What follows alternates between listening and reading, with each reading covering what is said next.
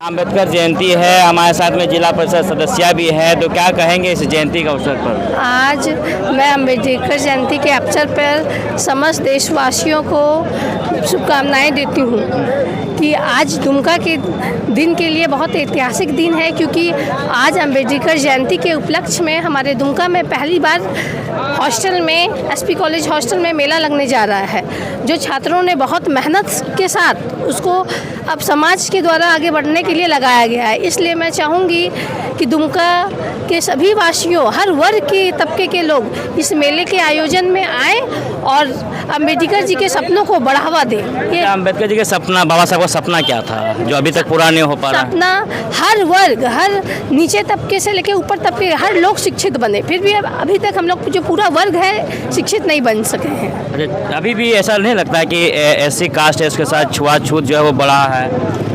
देखिए, इसको नहीं कहा जा सकता है कि बढ़ा है, क्योंकि संविधान हम लोग को इतना मूल मंत्र दे चुका है कि जिससे बहुत घट गया। अब छुआछूत ना के बराबर है, कमी है। तो बहुत सारा न्यूज आता है कि घोड़े में यदि कोई ऐसे कास्ट के लोग चढ़ते हैं तो उसको उतार दिया जाता है। अब देखिए, जो है जो बड़े कास्ट के लोगों के गांव से बारात पार होती है तो उसे रोक दिया जाता है। देखिए, किसी व्यक्ति और वर्ग विशेष को एक आदमी के करने से वो पीछे मानिए कि छूट जाता है। उसकी सोच ऐसी है जो कि हम लोग को शिक्षा ही है जिससे हम लोग इसको बदलाव कर सकते हैं, क्योंकि शिक्षा इसलिए ज़रूरी है कि अगर वो आईएएस होता, डॉक्टर होता, इंजीनियर होता तो वो नीचे नहीं उतार सकता था।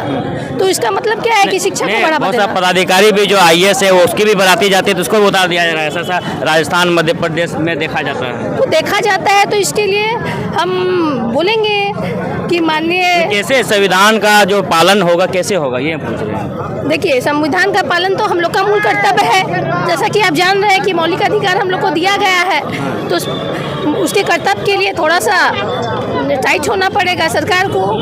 क्या संदेश देना चाहेंगे इस अवसर पर, बाबा साहब की जयंती पर? खूब बढ़े, संगठित रहो, संघर्ष करो और शिक्षित बनो। चलिए, शिक्षित बनो। और आज बाबा साहब की जयंती है और हमारे साथ में है इंजीनियर साहब भी हैं। आइए, थोड़ा क्या कहेंगे, थोड़ा संदेश दीजिए।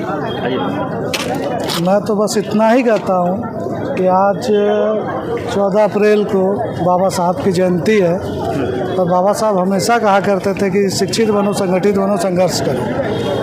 तो आजकल क्या देखा जा रहा है, हम दलितों में तो लोग जाति के नाम पे बढ़ जाते हैं, जिसके कारण लोग संगठित नहीं हो पाते और शोषण के, जिससे ज़्यादा शोषण हो रहा है आजकल। देख ही रहे पूरे देश में किस टाइप से दलितों का शोषण हो रहा है। तो चाहिए कि हम लोग संगठित बन के, शिक्षित बन के। एक वर्ग अभी पूरा हिंदू राष्ट्र का मांग कर रहे हैं और दूसरी तरफ बाबा साहब ने संविधान बनाया, तो आपका क्या कहना है कि क्या इस देश में जो हिंदू राष्ट्र की जो मांग है जायज? इससे कभी भी बहुत सारे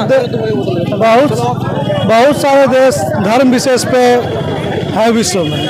आप देख सकते हैं हमारे देश पाकिस्तान को ही एक ही धर्म के हैं, क्या हाल है।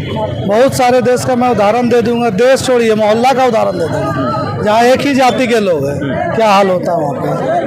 तो ऐसा कहना हमेशा गलत होगा कि किसी एक जाति या किसी एक देश। भारत एक धर्मनिरपेक्ष देश है जहाँ पे बहुत कठिनाइयाँ।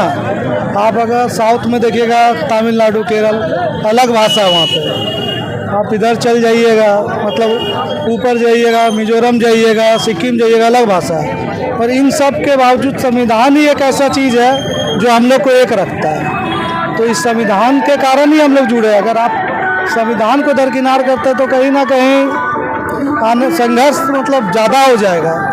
संविधान को मानना है, बाबा साहब का संविधान जो है सभी को समानता का अधिकार देता है। और आप बाबा साहब की जयंती है और इस जयंती पर आप सभी को हार्दिक शुभकामनाएं। धन्यवाद।